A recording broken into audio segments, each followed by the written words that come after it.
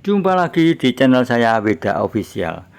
Pada episode kali ini saya akan memberikan tutorial cara membuat gazebo secara mandiri ataupun DIY, do it by yourself. Seperti ini geng penampakan gazebo yang saya buat tahun 2020 saat pandemi.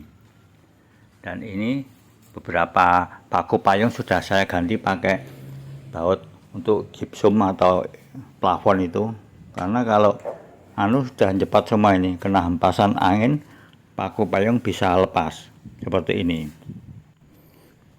Dan ini selama ini saya pergunakan untuk aktivitas berkebun, karena ini di lantai atas seperti ini ada pohon mangga, kelengkeng, bonsai kelapa, juga sayur-sayur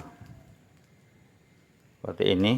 Ini saya buat menghadap ke utara karena hempasan angin dari tempat saya ini kebanyakan selalu dari selatan. Ini atapnya saya buat dengan kemiringan sedemikian rupa ya geng, untuk meminimalisir efek angin. Dan ini semua paku payung yang sebelah selatan sudah saya ganti pakai baut semua karena sudah cepat sejak awal seperti ini.